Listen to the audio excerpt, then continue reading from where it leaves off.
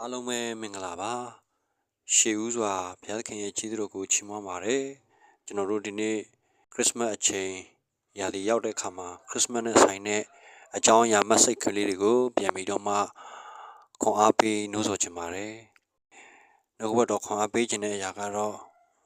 ယေရှုကြွလာခြင်းဆိုတဲ့အကြောင်းအရာဖြစ်ပါတယ်ယေရှုကြွလာခြင်းပထမအကြိမ်ဟေဘဲခန်းကြီး30ကပါတဲ့အကြောင်းအရာလေးတွေနဲ့ပြန်လဲပြီးတော့မှခွန်အားပေးတိုက်တွန်းကြပါတယ်ဟေဘဲခန်းကြီး30ငွေ1ကနေပြီးတော့မှ30ထိမှပါတဲ့အကြောင်းအရာတွေကိုပြန်လဲပြီးတော့မှဝင်ကပေးကြပါတယ်ဟေဘဲကျမ်းစာကိုရေးတဲ့လူကဓမ္မဟောင်းကျမ်းစာကိုကျွမ်းကျင်ပိုင်နိုင်နှံ့ဆက်တဲ့လူတစ်ယောက်ဖြစ်ပါတယ်ဓမ္မဟောင်းရဲ့ရစ်ပူဇော်ခြင်းတွေနဲ့ယေရှုခရစ်ရဲ့ကယ်တင်ခြင်းဆိုတဲ့အရာတွေကိုချိတ်ဆက်ပေးတဲ့လူလည်းဖြစ်တယ်ပြီးတော့ဓမ္မရေးရာကိစ္စတွေမှာကျွမ်းကျင်ပိုင်နိုင်နှံ့ဆက်တဲ့လူတစ်ယောက်ဖြစ်ပါတယ်ဒါပေမဲ့ဒီဟေဘဲကျမ်းစာကိုဘယ်သူရေးတယ်ဆိုတာကိုအတိအကျဘယ်သူမှမသိဘူးလို့ကျွန်တော်တို့သိရတယ်ကျွန်တော်နေတဲ့စိတ်ထဲမှာတော့ဒါကိုရှင်ပေါလုပဲဖြစ်နိုင်တယ်လို့ကောက်ချက်ချခြင်းနဲ့သူတစ်ယောက်ပဲဒီဓမ္မဟောင်းကျမ်းကိုကျွမ်းကျင်ပိုင်နိုင်နှံ့ဆက်တယ်လို့ဖာရိရှဲတစ်ယောက်လည်းဖြစ်ခဲ့ဘူးတယ်ဒါပေမဲ့သူရေးတယ်လို့ဟေဘဲလူတွေတည်သွားလို့ရှိရင်ဘယ်သူမှဖတ်တော့မှာမဟုတ်ဘူးဒါကြောင့်မလို့သူကဖာရိရှဲကနေပြီးတော့ခရစ်တော်နောက်လိုက်ဖြစ်သွားတဲ့အခါမှာတစ္ဆာပေါက်လို့သူ့ကိုသူများကမြင်ထားတဲ့လူဖြစ်တယ်သူရေးတယ်ဆိုလို့ရှိရင်သူများဖတ်မှာမဟုတ်ဘူးလေသူ့ရဲ့နာမည်ကိုဖျောက်ပြီးတော့မှလျှို့ဝှက်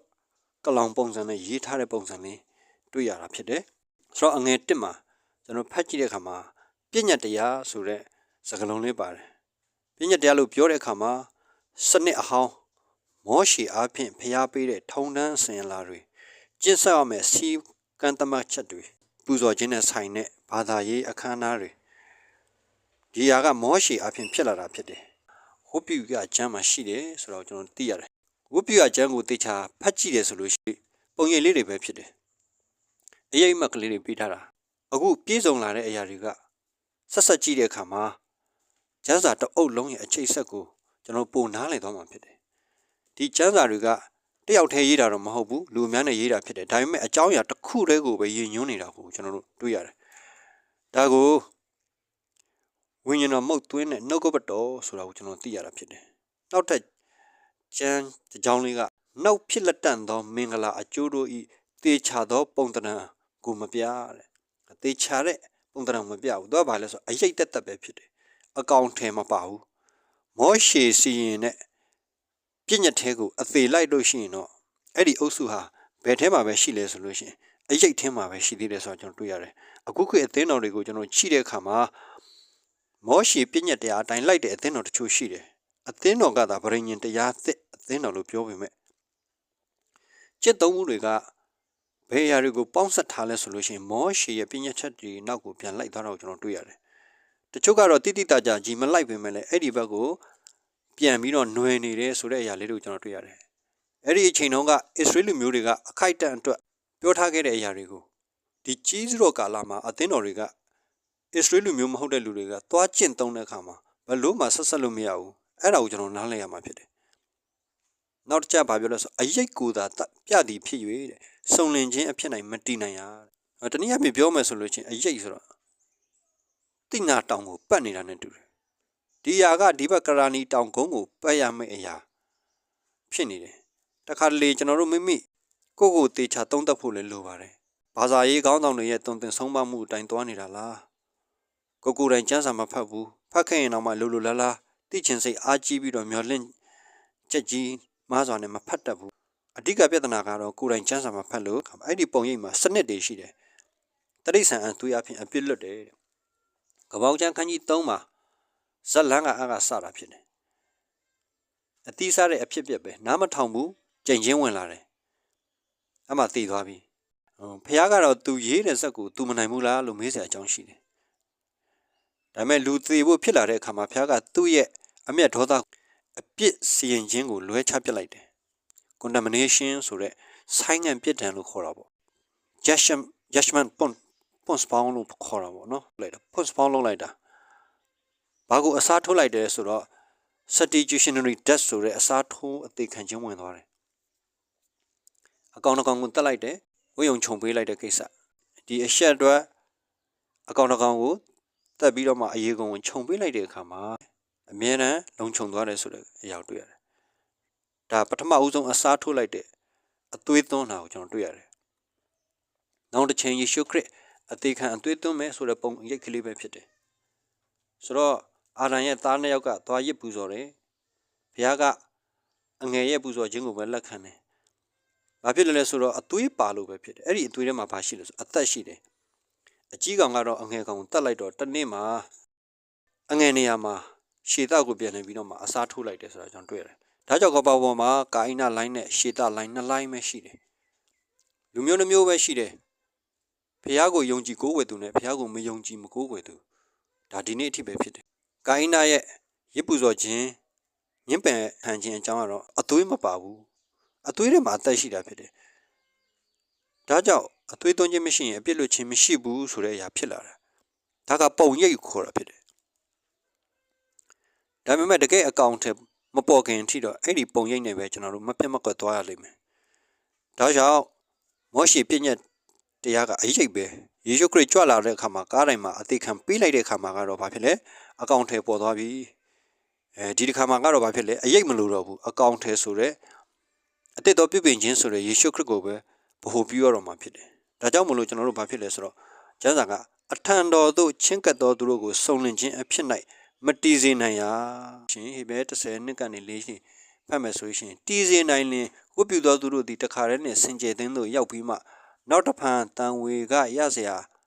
အကြောင်းအလင်းမရှိသည်ဖြစ်သောကြောင့်ထိုရစ်ကိုတခါတည်းပူဇော်၍နောက်တစ်ဖန်မပူဇော်ဘဲနေကြလိမ့်မည်မဟုတ်လောယခုမူကားရစ်ပူဇော်သည်တွင်အပြစ်များကိုနှစ်တိုင်းအောက်မေ့ခြင်းရှိ၏အကြောင်းမူကားနွားစိတ်ရအသွေးသည်အပြစ်ကိုမပယ်နိုင်ရာတော့မှဘာပြောလဲဆိုတော့တကယ်လို့တရိษံရဲ့အသွေးနဲ့အပြစ်လွတ်တယ်ဆိုလို့ရင်တဲ့နှစ်တိုင်းကျွန်တော်တို့လှုပ်เสียမလိုပါဘူးတဲ့မလွတ်လို့ကျွန်တော်တို့နှစ်တိုင်းဘာဖြစ်လဲပူဇော်ရတာဗောလှုပ်ရတာဒါကြောင့်မလို့အငယ်9အနေခွန်မှာကြည့်မယ်ဆိုလို့ရှိရင်ဒီမှာစကားလုံးလေးတစ်ခုပြန်တွေ့ရတယ်ခရစ်တော်သည်ဤလောကသို့ကြွလာသောအခါဆိုတော့ခရစ်တော်ကဒီလောကကိုကြွလာတာဖြစ်တယ်လောကတွေကဖြစ်လာတာမဟုတ်ဘူးမွေးနေ့လှုပ်တယ်ဆိုပြီးတည်ပြီးသားလူတယောက်ရဲ့မွေးနေ့ကိုလှုပ်တာအဓိပ္ပာယ်ရှိလို့လားမွေးနေ့ပွဲအစစ်အမှန်ကိုလှုပ်တယ်ဆိုလို့ရှိရင်တော့မွေးနေ့ရှင်အစစ်အမှန်ကိုထင်ပြလေဒါကြောင့်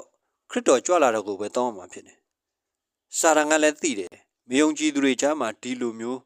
မွေးနေ့ဆိုတဲ့စကားလုံးသုံးတော့အခါမှာသူတို့ဖះလဲဘာထုလဲငါတို့နဲ့အတူတူပဲဆိုတဲ့အတိတရားဝင်သွားအောင်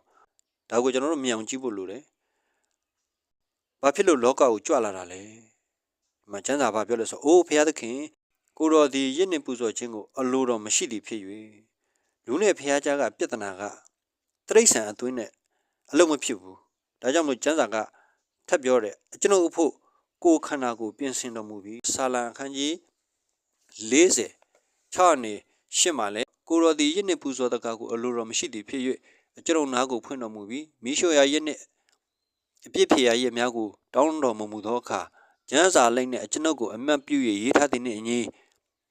ကျွန်ုပ်သည်သွားပါမည်ဟုခံပါ၏ကျွန်ုပ်၏ဘုရားသခင်ကိုတော်၏အလိုကိုဆောင်ရ၌ကျွန်ုပ်သည်အားရဝမ်းမြောက်ခြင်းဝမ်းမြောက်ပါ၏ကိုတော်၏တရားသည်လည်းကျွန်ုပ်နှလုံးထဲမှာရှိပါ၏ကဲတင်ခြင်းအကြောင်းအရာဖြစ်လာဖို့အတွက်ဒီပရောဖက်ပြုထားတဲ့ဂျမ်းဖြစ်တယ်ဆိုတော့ကျွန်တော်တွေ့ရတယ်ကျွန်တော်တို့ဗြိဉ္ဉ်တရားဟောင်းမှာတော့ကတော့ခရစ်တော်လောကကိုကြွလာတဲ့ပုံစံလေးတွေတွေ့ရတယ်တောတုံနဲ့ခေါမောရကိုစီရင်မယ်ပြောတဲ့အခါမှာအာဗြဟံစီလူ3ယောက်လာတယ်တယောက်ကဖခင်သားနဲ့တူတယ်ဆိုတဲ့အခါမှာရှဒရမေရှအဘေဒနိုဂေါတို့မိဘုံနဲ့ကြတဲ့အခါမှာလူ4ယောက်ဖြစ်နေတယ်ဖခင်သားနဲ့တူတယ်လို့ပြောတယ်အာဗြဟံကိုဆေဖို့တဖို့ပေးလူတဲ့လူတယောက်ရှိတယ်သူ့ကိုမေလခိစေတက်လို့ခေါ်တယ်ရှာလင်မင်းကြီးလို့လည်းခေါ်တာဖြစ်တယ်ဆိုတော့ဓမ္မသစ်ကျမ်းပြန်ဖတ်တော့အဲ့ဒီသူကိုခရစ်တော်လို့ပြောတာဖြစ်တယ်တမဟောင်းခေတ်မှာတော့ကလည်းယေရှုခရစ်ပုံစံအမျိုးမျိုးနဲ့လာတဲ့ပုံစံလေးတွေကိုတွေ့ရတယ်တမန်တရားကိုယုံကြည်ခြင်းနဲ့တာမဟုတ်ရင်တော့ဘယ်လို့မှခံယူနိုင်မှုခက်ပါတယ်ငါတုံးမဟုတ်ဘူးကွာငါမဟုတ်ကွာငါသိတယ်ငါတတ်တယ်အဲ့ဒါကပဲလူကိုငရဲကိုဆွဲချသွားတာဖြစ်တယ်ဆိုတော့လွတ်လပ်စွာရွေးချယ်ပိုင်ခွင့်ပေးထားဒါကိုလူကရွေးချယ်တတ်လို့လားလို့ဆင်ခြင်တဲ့အခါမှာမရွေးချယ်တတ်ပါဘူးလူရဲ့ရွေးချယ်ပိုင်ခွင့်ကိုဘုရားသခင်က ဝင်ဆက်ဖက်ခွင့်မရှိဘူးဘာလို့ဆိုတော့ဘုရားကသူ့ကနဲ့သူထားတာဖြစ်တယ်အဲ့ဒီလောက်ဒီလူကိုတန်ဖိုးထားတာဖြစ်တယ်ဘာဖြစ်လို့တန်ဖိုးထားတာလဲသူ့တရားနဲ့တူတယ်သူ့ဝိညာဉ်ပါတယ်ဆိုတဲ့အခါမှာလူကြရှုံးပြီးနောက်ပိုင်းမှာတော့ဘုရားနဲ့လူကရန်သူဖြစ်သွားတယ်ကောလောသဲအခန်းကြီး1အငယ်20မှာရှိတယ်ဒါပေမဲ့ယေရှုခရစ်အဖင်မိသားစုဝင်ပြန်ဖြစ်လာတယ်ဆိုတော့အငယ်30မှာအခုနဟိဘဲ30ငယ်30မှာကတော့ဘာပြောလဲဆိုထိုတို့နှင့်အညီယေရှုခရစ်ကိုတခါဒီပူဇော်သောအဖင်ငါတို့သည်စင်ကြယ်ခြင်းသို့ရောက်ကြ၏လေကိုရောဤကိုတခါတည်းပူဇော်သောအဖင်လူနဲ့ဖျားကြားကယံပြန်ငိမ့်သွားတယ်ယေရှုခရစ်အဖင်လူကာအခန်းကြီး1အငယ်31ကနေ33သင်သည်ပရိသေရီ၍တားယောက်ျားကိုဖွားမြင်လိမ့်မည်အမှတစ်ချက်ထိုသားကိုယေရှုအမည်ဖြင့်မဲ့ရမည်နှစ်ချက်ထိုသားသည်လည်းကြီးမြတ်သောသူဖြစ်လိမ့်မည်သုံးချက်ရှိတယ်အမြင့်ဆုံးသောဖျား၏တားကိုခေါ်သမုတ်ခြင်းခံရလိမ့်မည်လေးချက်ရှိတယ်သူ့အဘဒါဝိဒ်၏ရာဇပလင်ကိုထာဝရအရှင်ဘုရားသခင်သူအားပေးတော်မူမည်ထိုသူလည်းယာကုပ်မျိုးကိုအစင်မပြတ်အုပ်စိုးလိမ့်မည်အမှ5ချက်ရှိပြီအစင်မပြတ်အုပ်စိုးလိမ့်မည်6ချက်ရှိတယ်သူ၏နိုင်ငံတော်သည်ဆုံးခြင်းမရှိရဆိုအမှ9ချက်ရှိတယ်တလားဆိုတော့ prophet ပြုထားတဲ့9ချက်ရှိတယ်3ချက်တော့ဘာဖြစ်လဲမပြည့်စုံသေးဘူး4ချက်ကပြည့်စုံသွားပြီပရိသေရွေတားယောက်ျားကိုဖွားမြင်လိမ့်ပြီဒါပြည့်စုံသွားပြီယေရှု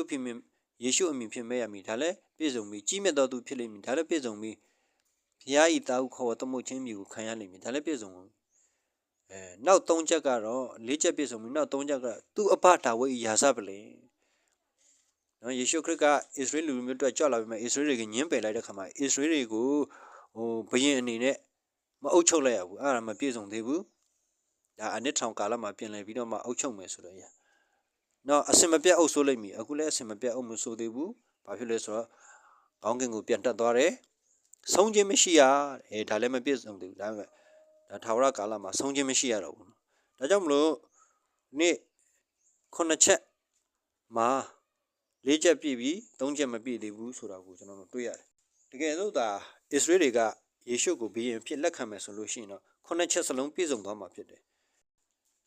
ယေရှုပထမအကြိမ်ကြွလာခြင်းတချို့ပြည့်စုံသွားပြီယေရှုပထမကြွလာခြင်းဆိုတဲ့အရာကဟေဘဲခန်းကြီး30မှာဖြစ်ပျက်လာတဲ့ပြောသွားတဲ့အကြောင်းအရာလေးနဲ့ပတ်သက်ပြီးတော့မှကျွန်တော်ပြန်ပြီးဆက်ပြီးတော့ခွန်အားယူတာဖြစ်တယ်ဒုတိယအကြိမ်ကြွလာမှအကုန်ပြည့်စုံမှာဖြစ်တယ်ကျန်တဲ့3ချက်ကိုပြန်ပြည့်စုံမှာဖြစ်တယ်ယေရှုရဲ့အသွေးတော်အားဖြင့်သာမဟုတ်ရင်တော့အရာအလုံးကအချင်းချင်းသက်ပါပဲဒါကြောင့်မလို့ကျွန်တော်တို့